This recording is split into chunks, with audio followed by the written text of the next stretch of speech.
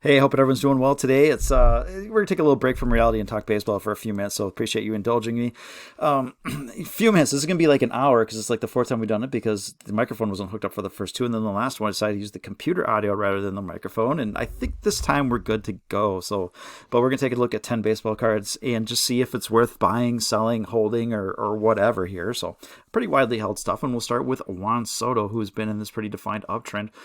You had these low volume moves up, and they kind of pulled back to this line here, boom, back to the line here, and boom. And so we're at a point where he made a high earlier this year, and we're right back at this. All right. So what you're looking for if you're selling, this is where you would logically sell the card. I would not recommend selling Juan Soto. It's Juan Soto. It's going to be awesome, and it's a card you want for the long term. Money, but it's Juan Right. Soto. You got to keep the Juan Soto. Got to keep the Juan Soto. But if you've got a ton of Juan Sotos you want to sell, I think in the near term this is where you do it. That's you can if you're looking, sell it more importantly, if you're looking to buy Juan Soto, which is what you should do. if you have a ton of This those. is not where you buy.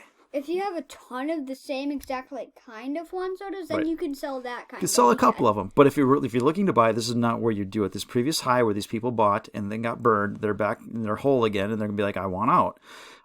If They shouldn't want out, but they might do it. So this is not where you buy. You look for something unless you see sustained buying up in this area, and then you can say, "All right, people believe this is a better than $300 card. Let's go for it." Otherwise, wait for some sort of pullback into that $225 card, that price again, somewhere along this line here. So give it a little bit of patience if you're looking to buy. So you can see there's a 3-to-1 relationship that's held pretty steady. And I've been saying, but it doesn't make anybody a genius to say buy Juan Soto, but I think in this $50 area, $40 area, this is where, buy Juan Soto. So this is where got a couple. And, again, PSA 9 people are at the same level here, but these kind of go up in tandem.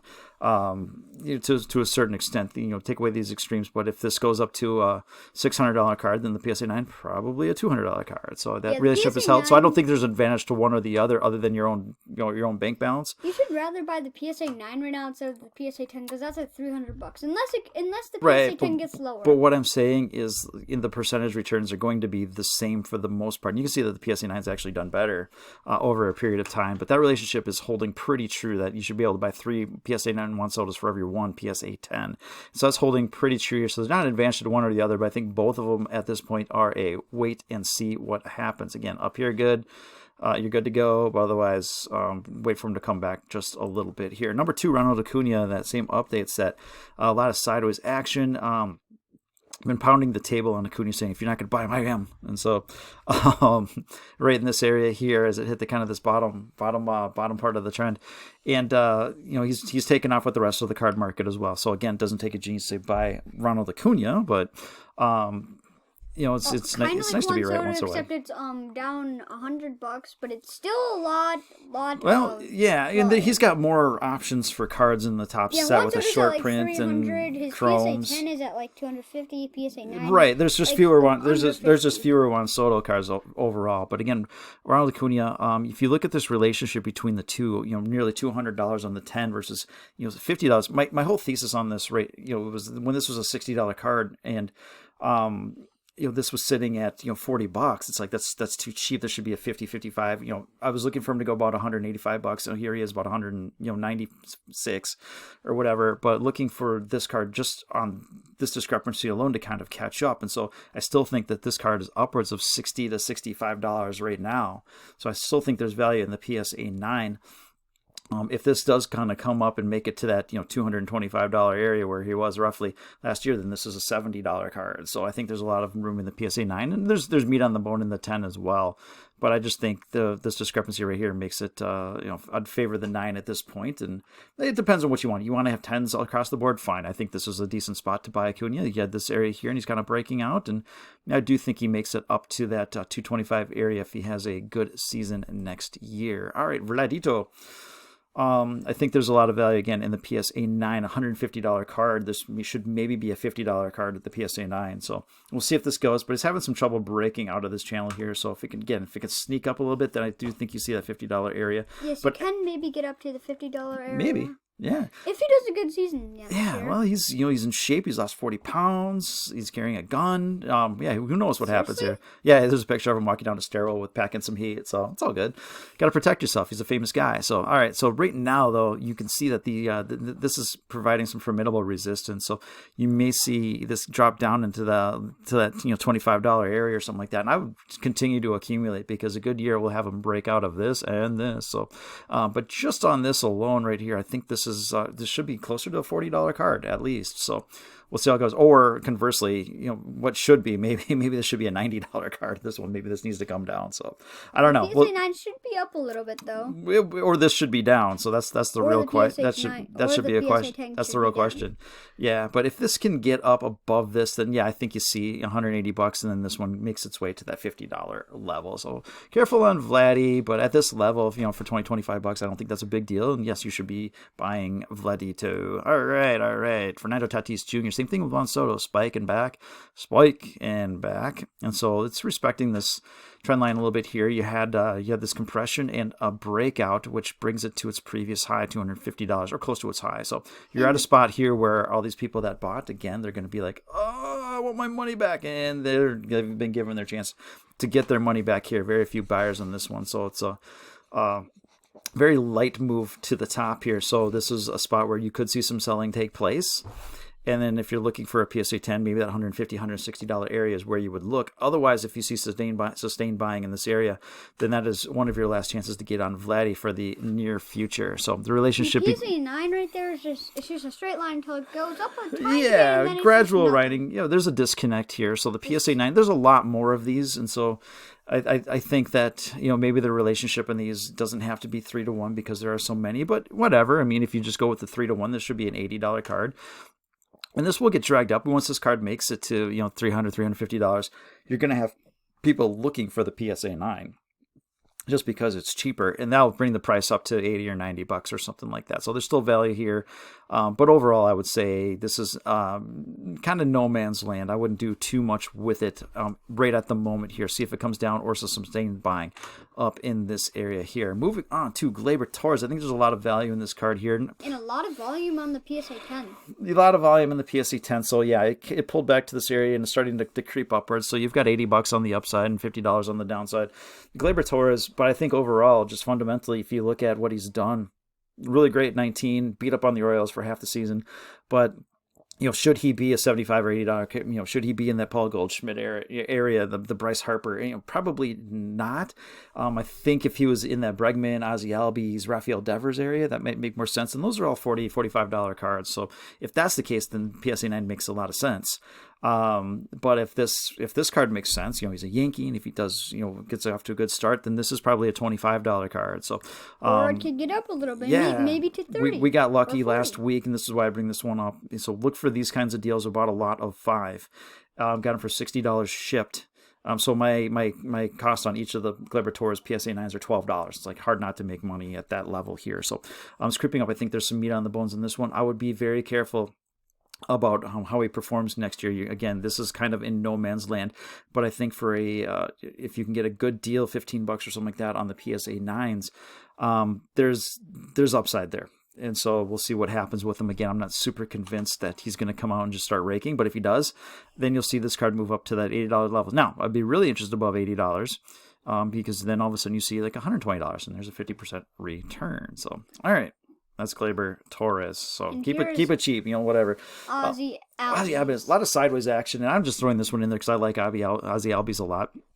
So, again, sideways. And so what you're looking for is, and this is the chrome. So the paper, I think, is a couple bucks less. If we can get Ozzie Albies around that $45, $50 area, breaks out, then you are looking at probably a $70, card or something like that. And that's a legitimate $70 card, not this Gleyber Torres stuff. So this is should be at $70. Well, if he does well, and he's been doing well, no reason to believe he won't. So 35, roughly $30 probably your base on the paper. If he has even a better season next year, he could get up to maybe 90 or 100. We'll see. Still pretty young. There's a long way to go. You need to put together a really good track record to get to that level. If you're around 7-8 years and you're doing really, really well, that's where $80 to $100 makes a lot of sense here. But Ozzie Albies, if you are looking for what I was saying, this one it's kind of a no-brainer. I mean, you're looking between $30 and $50 for a PSA 10. It's for most people not a big deal in this hobby.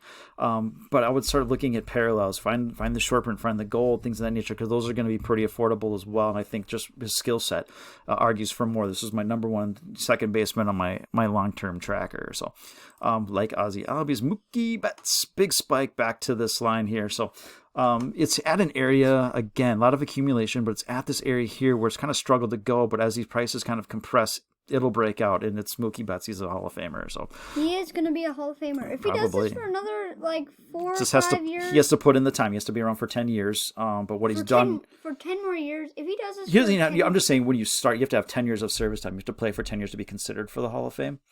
So he's already done 6 or 7. So, but what he's done in that time really is he's well on the track here. So, $500 card. He just has to keep on doing this for a couple of years. Yep. And he will. No reason to believe he can't. So, a $500 card. He's on an amazing If he team. breaks above that $500 area, which I believe he will at some point, you might have a pullback here. So, if you're looking for Mookie Betts, maybe this isn't the spot here. Look for it to come back to that $400 area. And then you can start to see a nice base. And then once it breaks out, and maybe it does it now here, but you want to see a number of sales. You don't want to see, this one thing drive it up. So if you get a number of sales above 500, then you are looking for, kind of this $750 area. Now, what you are seeing is a lot of accumulation in the PSA 9. Because people don't want to pay $500 for a car, and I don't blame them. I mean, so if it's Mookie Betts, I would rather do that, but I would like it to come back to a lower price. Everybody would like a lower price. I'm just saying you may not get it. So you have For a lot of Mookie accumulation. Betts, Now, the this will lowest probably price I can get is like $300. the lowest price I can get is 0, but that's not going to happen. It will probably get is 400 might be your floor here, but for the PSA 9, you could see the breakout here and a move back up from this $140 area. So it's kind of your 120, something like that. And you could see a move back up to $200, which would put it in line with that 3-to-1 ratio. If it's 200 and this thing goes up to 600-700, that makes a lot of sense here. So I think either way you want to go, if you have the budget for this, start looking very closely. If your budget isn't this, start looking at this very closely, because I think the longer you stay kind of going sideways, the greater the possibility of you just going up again here. So we'll see how it goes. So this is kind of compression, a lot of buying. We'll see what happens here. But either way you go, I don't think there's an advantage one way or another in percentage terms. So Mookie Betts, but scope him hard if you don't have one. So he's big time. He's big time. That was one of my. I think we're gonna do a little my 5 favorite cards of the year. Right. And some of them because they turned into really good investments, and some of them are just cards I wanted since I was a kid. But Mookie Betts is one of them. Show you that one. So Alex Bregman. Can he hit without a garbage can? So there's a lot of sideways action here. What I would say with this one as well is, is he going to like the role? What he's done in his first couple of years with top 10 MVP finishes and all that, All-Star games and all that kind of stuff. Yeah, it's amazing. If he gets back to that, then this card is probably legitimately a $70 or $80 card. There's just too much hate around him, I think, right now. He just has an amazing team, but they were cheating. They were cheating. They were cheating. So they were cheating. What I would say about this one is pick these up. You can get his short prints right now for like $10. I think I showed that in a video a few weeks ago. What I am looking at are parallels, his golds, but you can get his blues numbered to 150s, chrome blues, for $70 right now. When you look at other players like Pete Alonso, kind of in the same vein as a Alex Bregman, you're not getting those for less than $150. So if you're able to find any parallels of this, I think that's what's more interesting than buying this card right here. Again, he's kind of in that Devers, Ozzie Albies territory, price-wise, and I think that's terrific. For sure, get one of those. But look at some of the parallels that I think could really start to rip once he comes out, starts swinging, and people are like, it's not just the garbage can. He's actually a legit good player. So yes, but he got rid of AJ Hinch this year. That's not going to hurt things. So.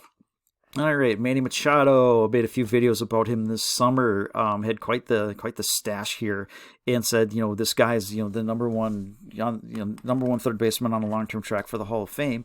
And at $50, this made no sense when other players are trading, at the $150 level. So one person made me look smart with this one purchase. Don't chase these. Don't chase it at 120. Yeah, he's at the level roughly where he was at before at his high print here. So if you're looking at Manny Machado, don't chase it at 120.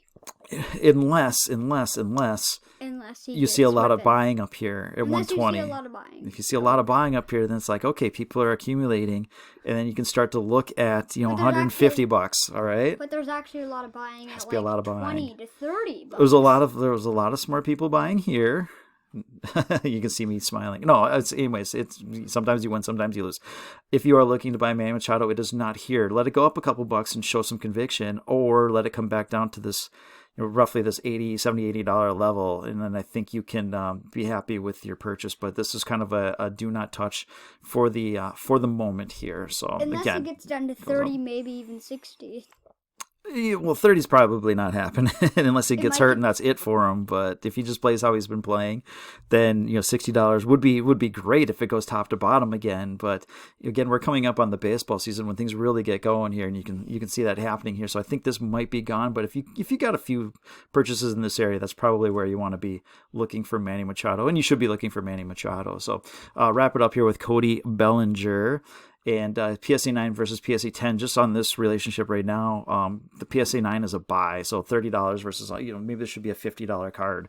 And the last sale was for $32 here. So PSA 9s have outperformed the PSA 10s, mostly because the PSA 10 just, got crushed. Got ripping at 450 exactly. until it goes back down to Full like volume, 250. boom, boom, boom, and then back to kind of this breakout here. At So 250. exactly, when things break out, be patient. If it spikes up, don't chase it. Wait for it to come back down, because it typically at some point it will. So be patient on these things. You buy where there's been buying before. And the PSA 9s, there's a lot of accumulation in here. And I think these things, just based on this relationship, should probably go up to 50 or 60 bucks. And so if he has a decent season here, you've got this area here where there's been a lot of transactions. So if it can clear this, then you're looking at a $250, $300 card, and this should rise with it. So again, with Bellinger, if you're looking for a PSA 10, this is probably a decent price. Honestly, that's a good price for a 150 PSA 10. bucks. Yeah, it's probably a decent For price. Cody Bellinger, PSA 10, I think that's like there the might good be more price. in percentage terms, more upside in the PSA 9. And so what you do is you buy five of them, buy 5 or 6 of them, right? Except it doesn't. Buy six at 32, and then you have one at 180, and then you can sell half of them, and you still have some. And I think the percentage terms, I just think there's more upside to the PSA 9 at this point. So we'll kind of see how that plays out. Either way, buy what you want or whatever. But this way, I think there's a bit more percentage return. And again, historically, the PSA 9 has outperformed a bit here. So that's what I got on Cody Bellinger. Thank you for indulging and indulge. Was that the word you're talking about that you didn't know? Yes. Indulge. To indulge is to make yourself happy. All right. Thank you for indulging. Thank you for making me happy. Thank you for joining me for a few minutes on this one. Hope everyone has a great rest of the day, and we will talk soon. Bye.